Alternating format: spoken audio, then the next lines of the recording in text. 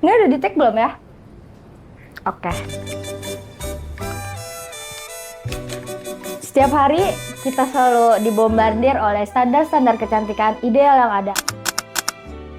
Tapi lu pernah gak sih bertanya secara realistis sebenarnya apa yang ada di dalam iklan-iklan tersebut maknanya?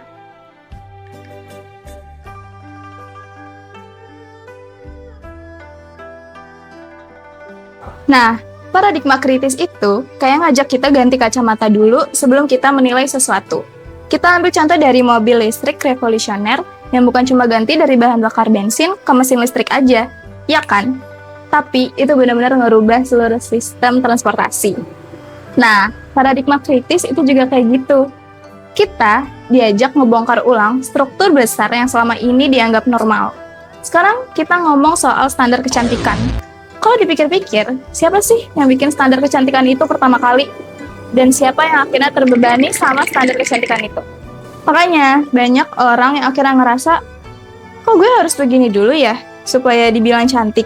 Padahal, sistem standar yang gak realistis itu gak cuma datang tiba-tiba kan. Misalnya, ada perempuan yang harus dituntut punya kulit glowing, punya kulit putih, mulus, gak ada pori-pori.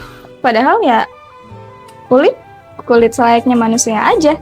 Kenapa harus ada standar realistis kecantikan yang gak masuk akal itu? Nah, di sini paradigma kritis ini bilang ke kita, ayo coba lihat dari sisi mereka. Karena dari situ kita bisa ngerti kalau yang salah itu bukan individunya, tapi sistem dari standar kecantikan yang gak realistis itu. Iklan ini tuh jual mimpi.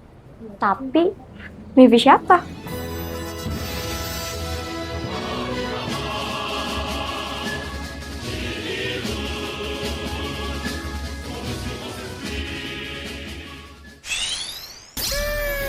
Perempuan dijadiin objek, kayak seakan-akan nilai kita tuh cuma dilihat dari kulit mulus cantik kayak kaca. Ini tuh dominasi dari standar kecantikan luar negeri. Referensinya sih dari negara Korea, Jepang, dan banyak deh intinya. Kayak seolah-olah kita semua tuh harus ngikutin standar kecantikan itu. Padahal kan kulit kita beda-beda ya.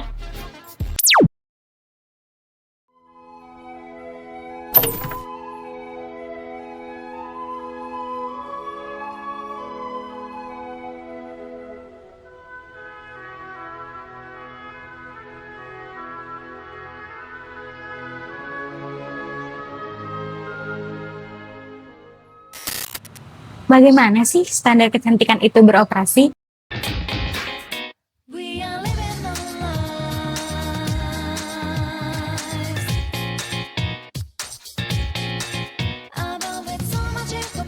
Jadi di sini ada yang namanya kata modal rasa tidak aman, yang dimana di sini bisa disebut capital of insecurity.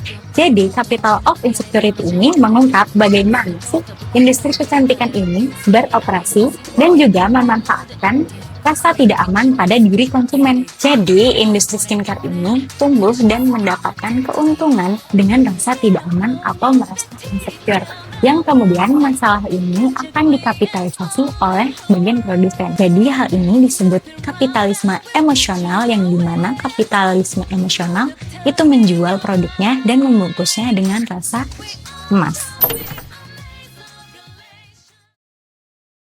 Nggak sih, kalau misalnya dipikir-pikir lagi tuh, standar kecantikan yang sering kita lihat di media sosial sebenarnya bukan kenyataan asli tau.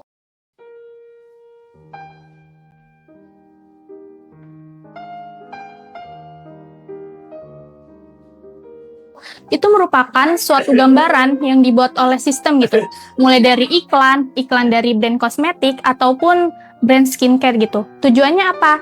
Ya supaya kita lebih percaya gitu kalau misalnya cantik itu harus seperti ini. Padahal kan nggak seperti itu kan. Nah, dengan begitu kita tuh jadi terdorong untuk membeli produk tersebut.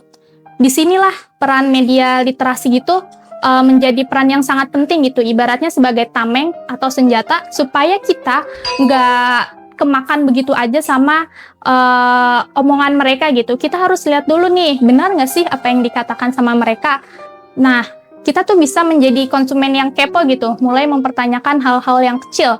Misalnya, ada suatu iklan yang bilang, kulit putih dalam waktu 3 hari. Kan nggak mungkin kan? Itu kan nggak masuk akal juga. Nah, ini tuh sebenarnya juga udah dibahas sama para filsuf sebelumnya, kalau misalnya kita jangan menelan mentah-mentah sesuatu yang belum menjadi kebenaran. Nah, dengan adanya literasi media ini, kita juga bisa menjadi konsumen yang lebih kritis dan bisa menjadi senjata melawan konstruksi kecantikan semu.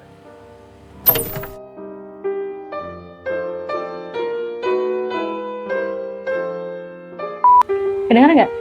Padahal, sistem standar yang gak realistis itu